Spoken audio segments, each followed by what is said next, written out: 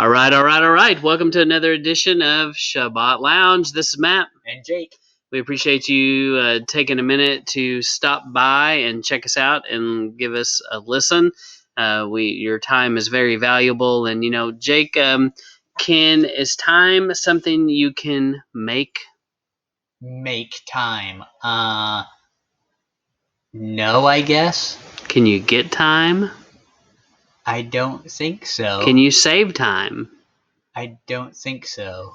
So isn't it interesting, we kind of have all these expressions about time, but yet none of them are really true. Yet more things I was lied to about growing up. That's right. That's right. You definitely can't save it all, and as soon as it is past, it's already gone and it's history. And Yes. You can't go back. So I guess people would say that's why you show up in you're early. Because you don't be late to things. I don't know where I was going, but we're on top of things today. Yes, yeah. But definitely we appreciate your time. Time is very valuable, and how you spend your time and what you do with your time, and we hope that it's beneficial to you. And as always, just want to remind you, we do have a Facebook page, Sabbath Lounge. We have a Twitter, Sabbath Lounge. And we would like more followers and all these things. And we also have a whopping 25 subscribers on this YouTube channel. And we are just going like gangbusters here. So straight on the way to millions, I think. Yep. So it's just any day. Only up from here. Yes, only up from here. And then we have Sabbath Lounge on Spotify as well. And so it's Spotify and iTunes, and we have a website. Yeah, the website. Thank you. And so there's lots of ways to interact, lots of ways to listen. You can leave us a voicemail. You can leave us a comment. You can leave us a question. You can leave a prayer request. Just tell us something, please. So. We're not desperate. But we do appreciate you listening to us. And so tonight, a lot of times what happens is we go through our Torah portions and we start discussion, we start thoughts, and, things stir, and we kind of have these conversations, and sometimes we're behind on what we're podcasting, and we kind of do it after the Torah reading. And so one of these is first fruits. And so tonight we wanted to take a look, or today, whenever you're listening to this, for us it's at night. And so we're going to do a fresh look at first fruits. So fresh. So fresh. Fruits. So fruity. So fresh and fruity. What was that? Fresh and fruity Rudy Tooty? No, you didn't know that. You've never heard that before? Seems like that was an IHOP commercial. Fresh and fruity, root and tooty, something like that. Yeah, I don't know. Yeah. Mm-hmm. Must be a Texas thing. Yeah, it was just in Texas.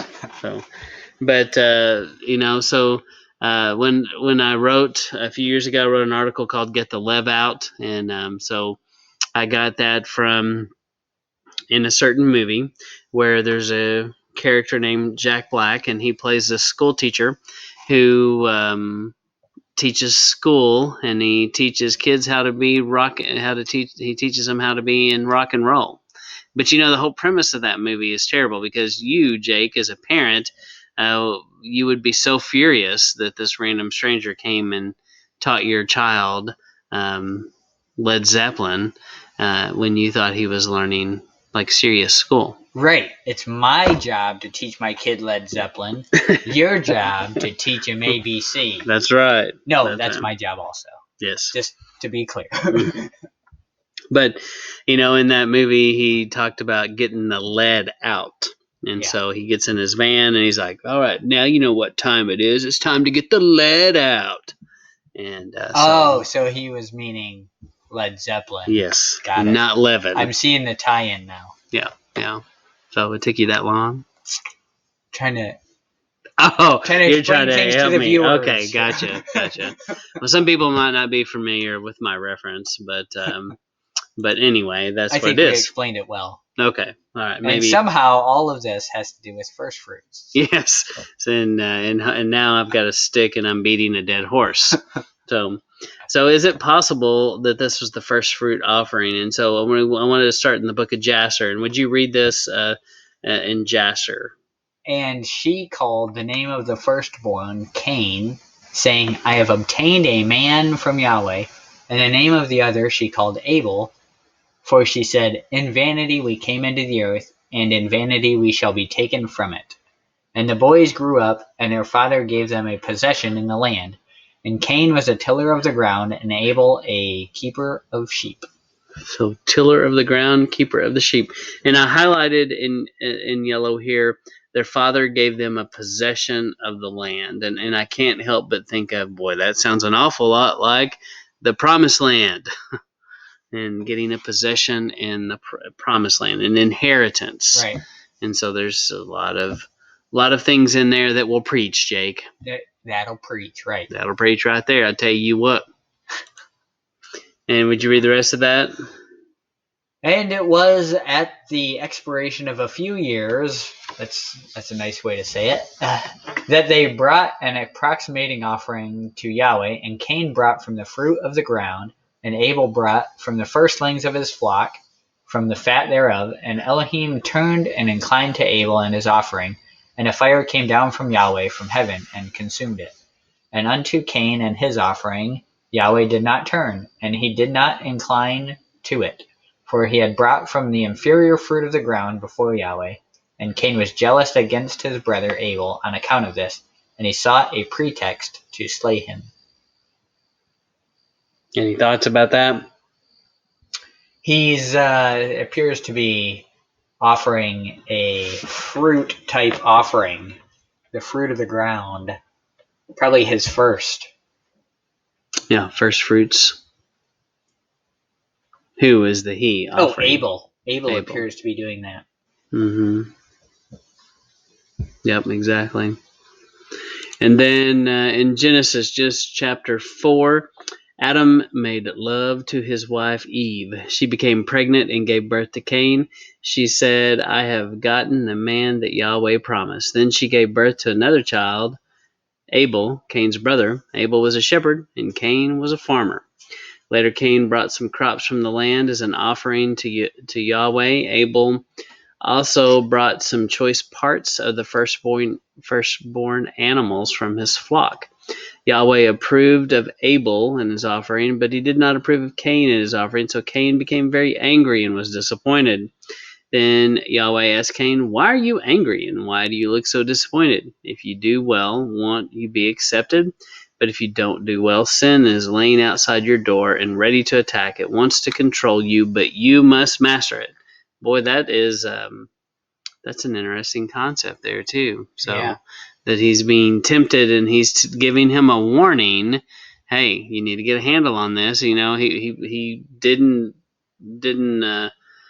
consume him with fire and instantly finish him and just knock him out right there. But he, gives him an opportunity to grow and learn. Yeah, when we first started doing Torah portions with the kids, this was something that stuck out at me. Is Yahweh asks Cain, "Why are you angry?" And then he says, "If you don't do well, sin is lying outside your door, ready to attack."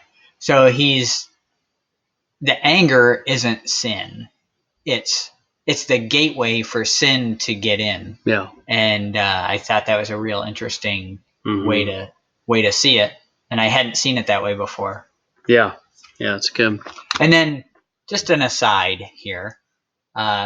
So I don't know if you've ever heard of this, and this is a shout out to someone I know and love, but have you ever heard of the serpent seed doctrine? Oh, yes, I have. It's kind of interesting. And one of these, this is aside from all this first fruit stuff, but the theory goes that the fruit in the garden was of a more sensual nature. Yes, you used air quotes on fruit. Yes.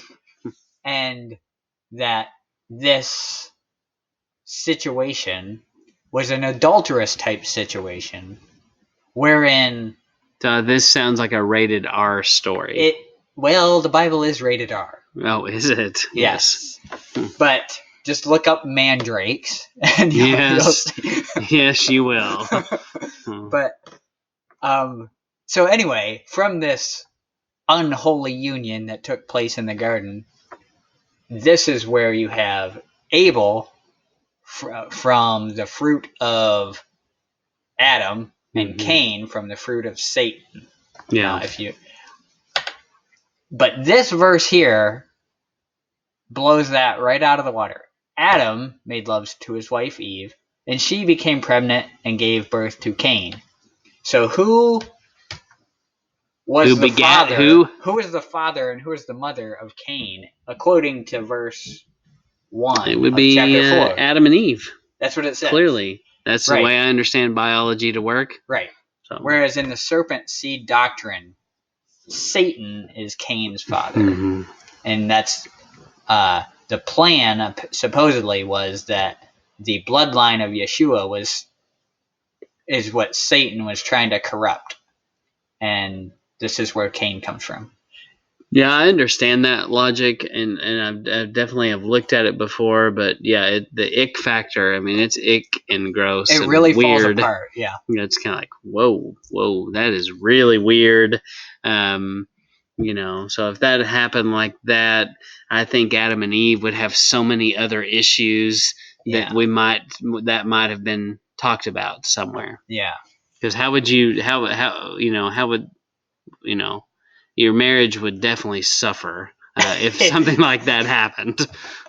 I would imagine. It would be very weird. Right. But we're not here to talk about that. Yeah, that's just something that the person I know and love will know exactly what I'm talking about. But, yeah. And then Leviticus 23:9. Yahweh spoke to Moses, "Tell the Israelites, when you come out of the land, I'm going to give you and you harvest grain." That somehow does not seem to be the right. Maybe they're supposed to be your. I don't know. Bring the priest a bundle of the first grain you harvest. He will present it to Yahweh so that you will be accepted. He will present it on the day after Passover. And then if you click on this link, it'll flip back to this. And their father gave them a possession in the land when you come into the land. And so I just started seeing a lot of interesting tie-ins to this, just the terminology and the verbiage that's being used here.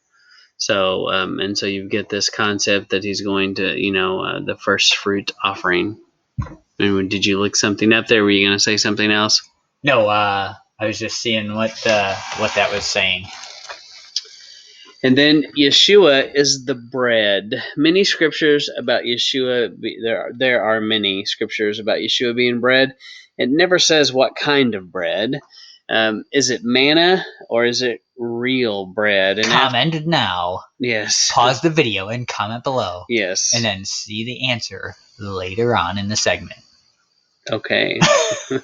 Yes. I think people do that on these kind of. Oh yeah, they do. Do they really? Yeah. Okay. All right. Well, let's start something new. We're trying to see what works here. Yes. Yes. But which set of words? Oh, I forgot. I had a poll that I asked our group, and I asked people to comment, do a compare and contrast between manna versus matzah. What words do you use to describe manna? What words do you describe matzah? And so, do you remember some of the words that we talked about? Seems like we did this through the Zoom meeting. Yeah. I know, obviously, like crunchy for matzah. Yeah. I think someone mentioned sweet because there's like a honey type flavor supposedly that goes with the manna. Yeah. But we're just in matzah and the bread. Bread is light and fluffy. It's and especially when you go. We've cut a lot of bread out of our diet through the years, but But when you go all week eating the cracker matzah, having a real bread sounds pretty good by the end of the week. Yeah. So, and there's definitely a difference between matzah bread and real bread. Right. Especially, homemade. So the manna and the matzah, the manna, just like what you were saying, was a thin wafer substance that was sweet like honey. It was no frills. It's not much variety. It's just a calorie intake deal. So it gave them calories they needed. So what is that stuff?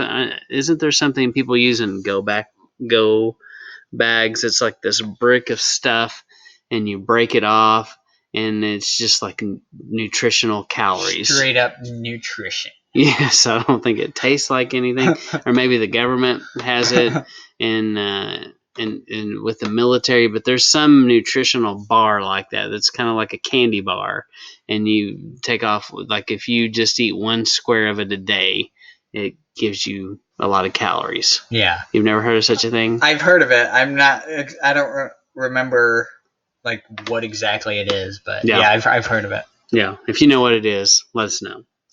But this matzah, is just enough to keep you from dying. Matzah is kind of like that. It's very similar. Not much flavor. It's thin. It's crunchy. It gives you nourishment. And so after the week of matzah, and Jake, do you think that during the matzah, or have you ever heard your kids ask you the question, "Hey, when are we going to eat that dry, crunchy bread stuff? I can't wait. Can't wait till we do that, Dad." Not once. So I think that's probably true too. I don't think most people sit around and go, "Oh man, I can't wait till we get to eat that matzah bread again. I just love that stuff." Now I actually I kind of like it too. But yeah, it's not something I'm like I crave. Mm-hmm. It's not something I'm like. I could be making matzah right now. I'm not making it. Mm-hmm. So all right, so check this out. Do you think we should open up a food truck? And so there'd be just food truck, and it would just be matzah. Like, okay, maybe we do like matzah grilled cheese. Ooh. I think that would be a big hit, or would it? You know what's funny is you say matzah grilled cheese. we made tomato soup and cheesy matzah for Passover and unleavened bread, and it was fantastic. Yeah, it probably was. But I enjoyed it. But no, you're not going to get a lot of takers at the food truck with that. Especially if you go to the food truck park, which I'm a fan of, and you park your food truck next to, the one next to you is selling brisket grilled cheese barbecue sandwiches on Texas toast.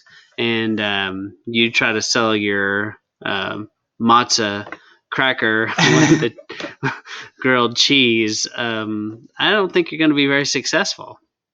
I don't think it's going to be a big line at your food truck. Maybe the first day for the novelty. Yeah, to go, oh, what does that taste like? And then when they find out. Mm-hmm. Then you could offer your, you remember how Taco Bell used to have those little, I guess they still do, those cinnamon crispy, crunchy things.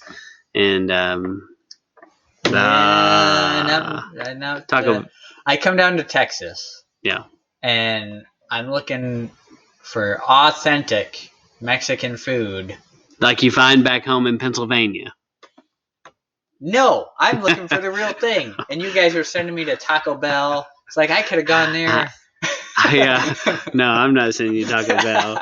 But, you could do matzah, so you could sell your grilled cheeses and then have the matzah with cinnamon and sugar, like matzah, what do you call that?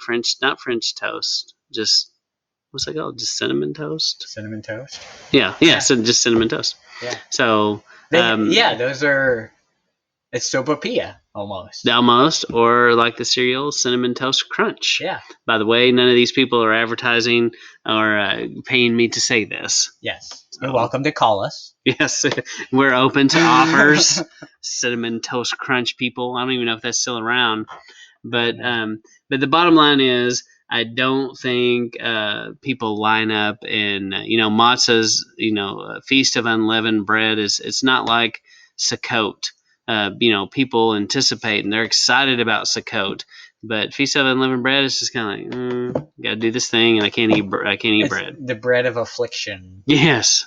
Although That sounds like a good way to sell it to someone, doesn't it? yeah, Hey, you want to come for a week and eat the bread of affliction? right. Affliction? What did I say? Inflection? Inflection. No. You need to inflect Yes. when you say affliction. Affliction. Yes, thank you. So Yeah. the bread of affliction. I can't say it today. So bread, it's amazing when it's fresh and out of the oven. And so describe how does your family react when your wife makes her famous challah bread? We holla, obviously. We holla at you. No, so yeah. When I come home back in the day from work and as soon as I walk in the door, I know that Something awesome has happened. We're having some challah bread, Mhm. and it's fantastic. Yeah. Yep. It's been a little while. We should have her make some more. Mm. Well, I definitely don't think people walk in there and go, "Oh, what's that matzah you're baking?" Oh man, yeah, it's just not definitely different. Yeah, and so when you think about bread out of the oven, there's a smell, there's a taste, there's a texture, there's a flavor. It's a universal language. I mean, you can go to any part of the world and offer someone a piece of fresh bread, and you have a friend. And I think if you go offer them a stale, crunchy cracker, they're gonna be like, "Oh, thank you." Yeah. I think. Yeah. But warm, fresh bread, it does more than sustain life. It's craveable, and I think that's what Yeshua. I think he's both these things, but he should be like that fresh bread out of the oven. We should desire that, and desire him the same kind of way. Right. It's easier to crave the fresh bread than it is the matzah, but Yeah. But I see a lot of comparisons to how Yeshua is that bread that we should be craving and seeking. So so the blood on the doorpost at the Passover, they were saved by the blood. They had a part to play in this. Yahuwah had a part to play as well. So we get into a lot of arguments and debates with some people, especially maybe in our former church kind of mindset and walk, where some people come out of a place where it's like I call it greasy grace, and my family hates me because I say greasy grace. But where you can't fall from salvation. Have you heard people talk about kind of that perspective? OSAS, yeah, the once saved, always saved situation. Yeah.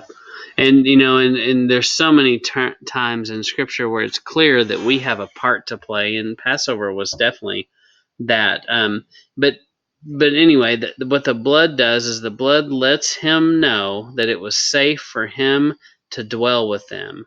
He basically was, one way to think about this is he's invited in to be a part of that home. Death can't touch that house because he is now a part of it. They are protected. They're covered by the blood, which is definitely, clearly foreshadowing. And then, would you read this scripture in Revelation 3:20? Sure. Look, I am standing at the door and knocking. If anyone listens to my voice and opens the door, I'll come in and we'll eat together.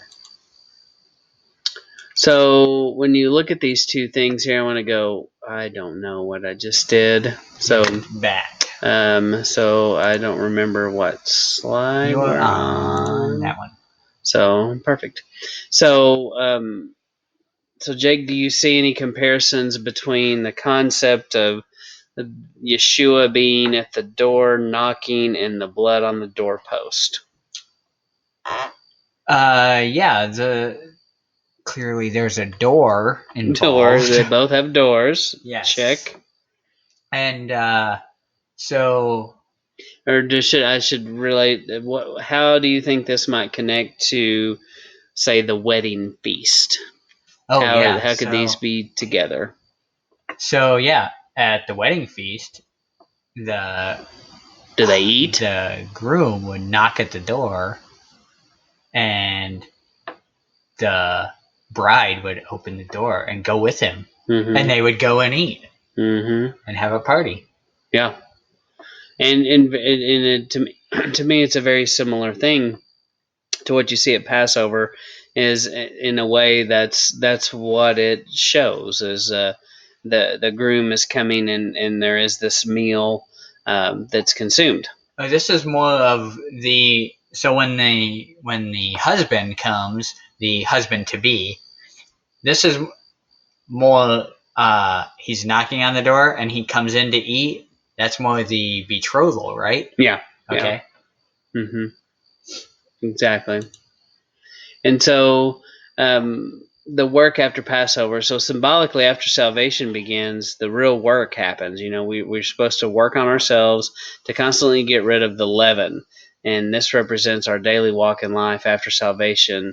The more leaven we have to deal with, the longer this can take. And so I think that the Feast of Unleavened Bread is a symbol of our spiritual journey. So the Passover, everyone has to start at some place, and it starts with the blood.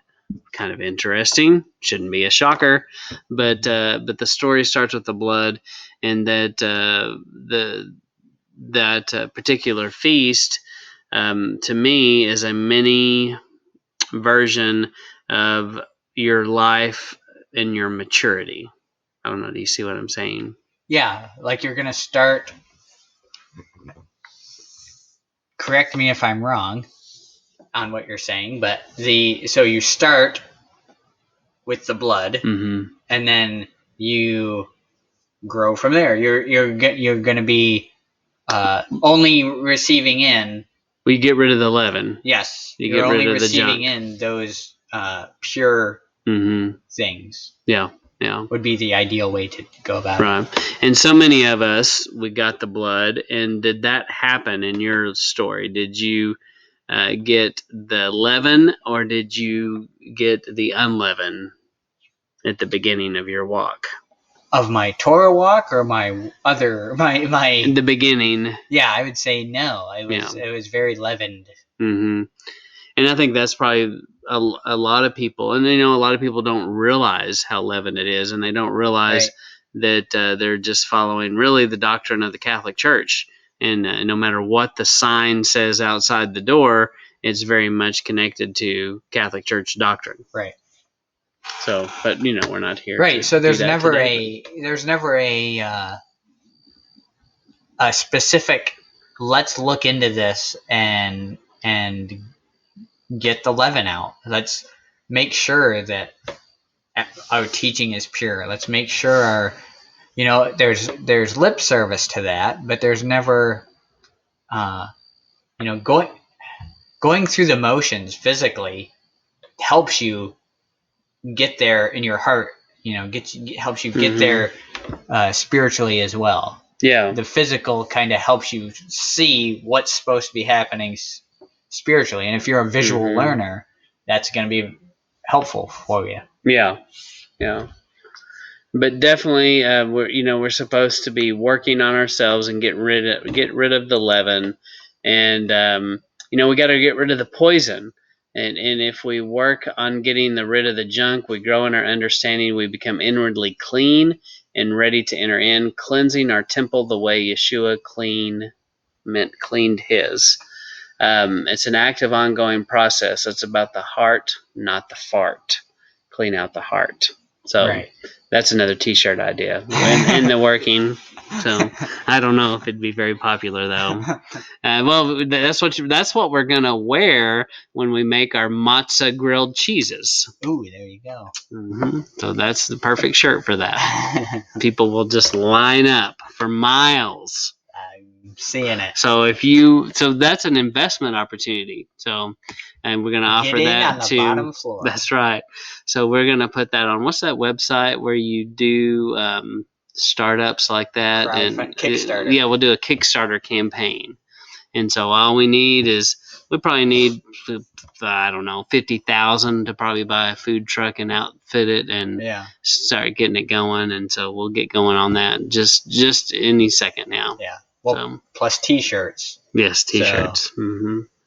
So, but definitely this concept is, and so we talked about Yeshua cleaning out the temple. And so, I did it again.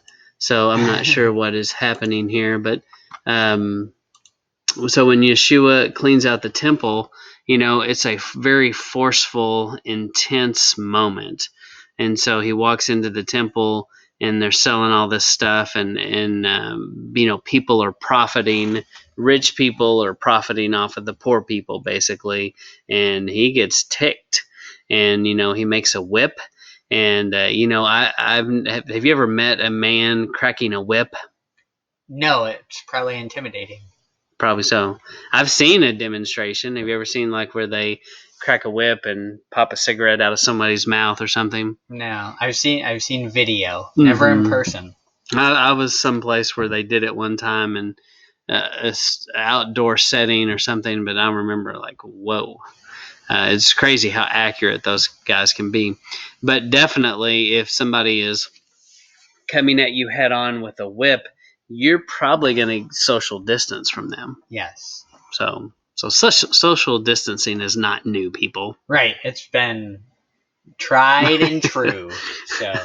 So, but definitely, I think the concept exists of cleaning out the leaven. You should be as aggressive as Yeshua was cleaning out the leaven in the temple. And clearly, if he's making a whip, this is a deliberate cleansing.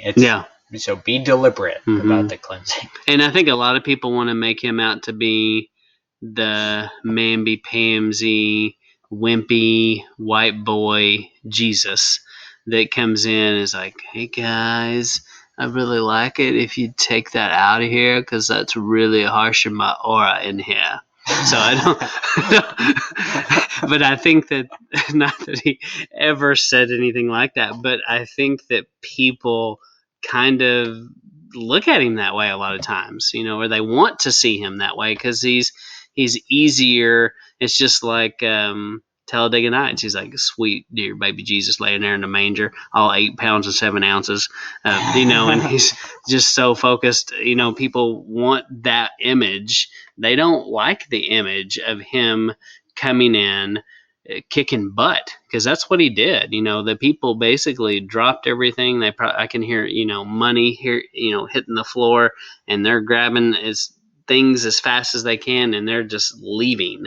And some of the stuff they're leaving there because they're like, holy crap, that guy might try to kill me. I don't know. Yeah. And he was like a madman. I think he definitely made a point, and they got it very quickly, very clearly. But I think that same diligence and aggressive attitude is what he wants for us when it comes to getting rid of the leaven. It's something that you really have to go after. You can't just passively pursue going after the leaven. And if you've never aggressively pursued going after the leaven, I think you should. Right. And not just the physical leaven in the house. I mean that too, but in your heart, that's what you want to be looking at. Yeah. We're definitely talking about the heart. I'm not even talking really about the physical leaven. I'm talking about spiritually in your heart, in your life, the teachings that we have that are inaccurate. And I think this is a good time to fast from those teachings. Really so much of what the Catholic Church did in traditional modern church is they stole from concepts that were found here. And so there is this concept of fasting, but I think it's fasting from the teachings of man. Yeah, and that's, we like to do that too during Unleavened Bread. And it's hard. Yeah. You get in such a habit of listening to certain things, and you're like, oh, I can't listen to that. Yeah. But I think that is the principle. So the fruit of the fruit of maturity, it's a refining and maturing of our beings. Once we're free from the poison, if you will, we can produce the fruits that will then produce seeds. As we mature, we are to make seeds that one day will make more seeds. The physical reflects the spiritual. And so when we think about seeds, I come from an agricultural background, and I am still connected to agriculture and what I do day to day. And I talk about seeds every day, just about. And so, when you think about bread, where does bread come from, Jake? The oven, Matt. The oven, of course, fool.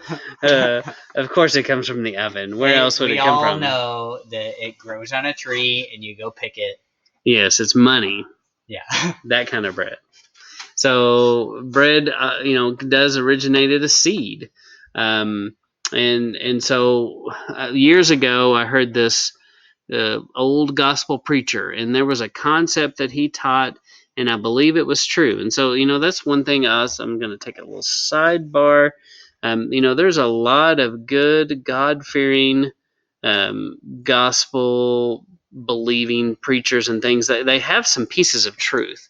And I think it's sometimes in this walk it's easy to dismiss all of them, but there are definitely pieces that are accurate. And this guy talked about the goal of a seed, and I had never really thought about it like this, that a seed makes a seed. Like kind produce like offspring, and seeds make seeds. And so that is the goal of that seed. And so Yeshua is the seed. He was put in the ground just like a seed, and he emerges as an everlasting living being. He wants to be like him. And then we're going to go into the parable of the sower. But do you have anything else to add about the concept of the seed? Yeah, just the whole idea. You don't get more garlic unless the garlic you planted goes into the ground and dies, and then produces more. Mm-hmm. Yeah, fun fact. You may not know this, but okay, we were talking about peanuts earlier. Anytime you eat a peanut, next time you eat a peanut, crack it open. A peanut is called a dicot seed because it has two halves. And when you open up those two halves, there is a baby plant inside every peanut. And so every seed already has a baby plant, an embryo that's already there, and perfectly symmetrical, perfectly formed. Just another piece of evidence that this is created, and it's absolutely amazing that But anytime, I don't know if you've ever noticed that, but inside the little peanut, there's a little bitty tiny. I always wondered what that was. And that's the baby plant, and it got baked and cooked after they roasted the peanut, so it's not going to make it anymore. So don't plant the peanuts in the ground, because they're not going to grow other peanuts. Oh, okay. I'll keep that in mind. Unless they're raw. Okay. The raw ones will. So anyway, we're going to look at the parable of the sower. And Jake, would you read Matthew 13 from the Nog?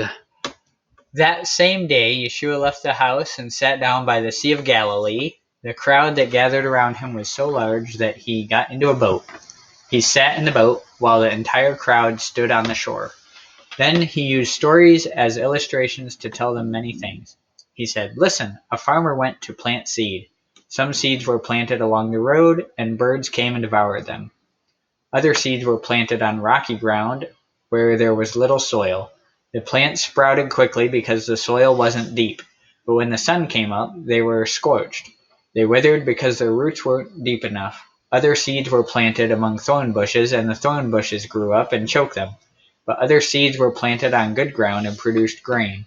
They produced 160 or 30 times as much as was planted.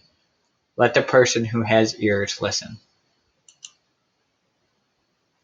Yeshua answered, "Knowledge about the mysteries of the kingdom of heaven has been given to you, but it has not been given to the crowd.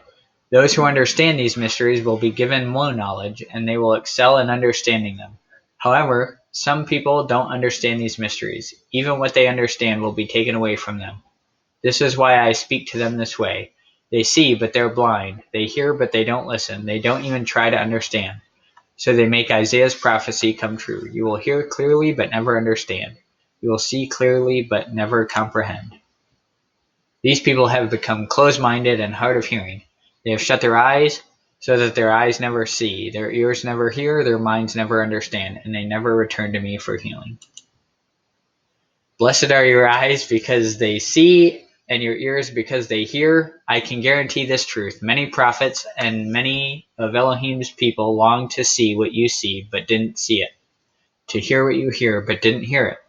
Listen to what the story about the farmer means. Someone hears the word about the kingdom, but doesn't understand it. The evil one comes at once and snatches away what was planted in him. This is what the seed planted along the road illustrates. The seed planted on rocky ground is the person who hears the word and accepts it at once with joy. Since he doesn't have any root, he lasts only a little while. When suffering or persecution comes along because of the word, he immediately falls from faith. The seed planted among the thorn bushes is another person who hears the word, but the worries of life and the deceitful pleasures of riches choke the word so that it can't produce anything. But the seed planted on good ground is the person who hears and understands the word. This type produces crops. They produce 160 or 30 times as much as was planted. So before we go there, do you have any thoughts about that you read there? Oh yeah. So, oh, I'm going the wrong way.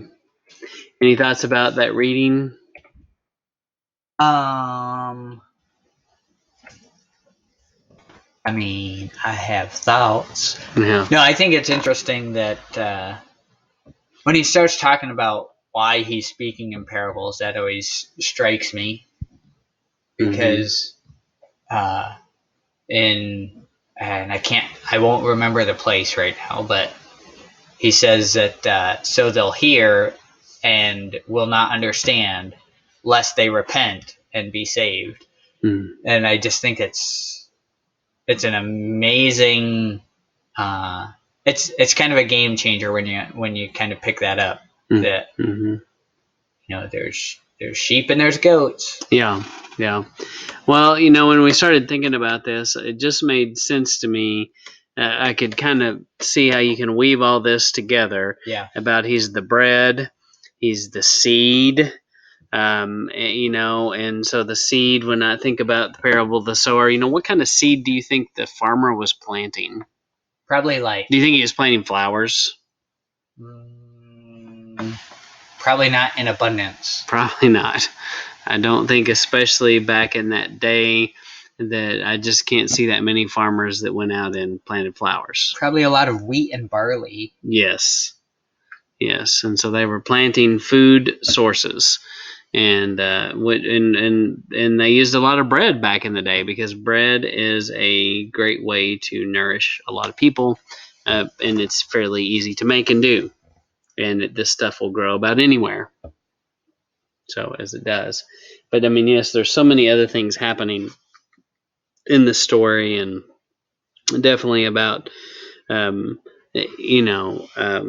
about how people are and different types of people are here. You definitely want to be the fertile ground in this story for sure. Right. But there's definitely a connection, and I'm not saying I have everything sewn up in and put a nice little bow on it. It's something to ponder and something to consider about how the bread of life is connected to the seed. And then after the unleavened bread, it's now time to enter the promised land. We are now offering a wave of our first fruits to him as we symbolically show him we're ready to enter the land with him. We've laid down our own will, given up our leaven, and we've become, what he really wants is us to become like that farmer, casting seeds. And so it kind of goes back to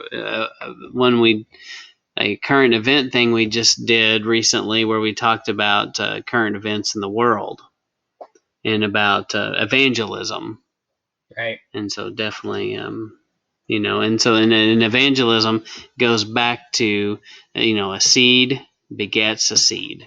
And right. So you're just looking to scatter seed, and it's up to Yahweh if it grows. Just like a regular gardening. You throw the seed out there, you can't, no matter what you do to it, it's not up to you whether it grows. Well, that's a great example. I talk to people about plants, and so that's the world that I know a lot about. And people will say, sometimes they name, in my world it's crazy talk, but to them it's not. But they'll tell me some crazy ideas they have on, oh, I want to do this plant here. I'm like, no, that plant's not going to work. That plant will die. And I can plant that for you if that's what you want, but it is on you when it dies. Don't complain to me. Don't ask me later why it died. I'm telling you right now, it is going to die if we do what you say to do. And but I also tell people that the plant, that you can take a plant, and the book may say this plant needs full sun and well drained soil, and you put it someplace and you go like, oh, it's going to do great. Well, the plant didn't read the book, and it may not, and so it just meets your point that same thing is true with if something is deer resistant. You can plant a deer resistant flower, but the deer they don't know that, and they're going to take a bite out of it, and they might decide they like it. I mean, who knows? But so anyway, I don't really know where I was going with that, but going just somewhere. That it's up to Yahweh whether the seed's gonna grow or not. Mm-hmm. And so the waving represents with the yod represents human worship, and so Jake and I were debating about this. I think this first character is that yod right there. I don't know. This is yod over on the right. The one on the right. This first one on the left, it looks to me like someone.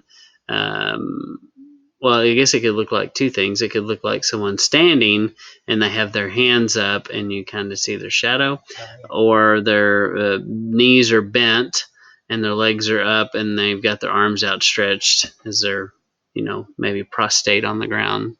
Yeah. So sure. But anyway, I think it looks like a Y stick. The Y stick. Over. Yes. But the bottom line is we must first die to ourselves. We must be buried, and we rise again as something new, which is all very much similar to the seed talk. Right. And that's exactly what we see in that Yeshua was a seed that did this very thing. Right. So that's... And you rise again with no leaven. And then you wait until that leaven, the true leaven, takes hold and puffs up properly. Mm-hmm. Yeah, that's good. Well, I think that's all I have about the first fruits, and like I said, we're not claiming that we have all the answers, and that we're just two guys trying to figure this out, like you are. And if you have other thoughts, maybe things we didn't think about, please give us comments. If you question it, if you think we're absolutely wrong, let us know. We asked you to do that in kindness, and objective reasoning, and explain it and back it up with scripture, not just because you don't like it. So, but anyway, Jake, you got anything else to say? Just that we started this off talking about how asking the question: is Yeshua the unleavened bread, or is he the leavened everyday bread that we see? And we kind of came to the idea that he's both. And I think that the evidence of that is that last slide where you start off, right? The seed dies and then grows again, and you die to yourself, and you start anew, afresh, unleavened. And then you only let the leaven that is the word, the pure leaven, in. That's good. Well, as always, we appreciate you taking your time, effort, and energy, and to stop by and listen. And we ask that if this is beneficial, if you like what you heard here today, please let other people know about it. So, because believe it or not, Jake and I have even tried some advertising dollars to try to expand our audience. And but the best thing is word of mouth, and just you telling people and whether it be family members or just someone that you think might be uh, interested. We just appreciate you letting them know about us, and that's all. This is Matt signing off. And Jake signing off.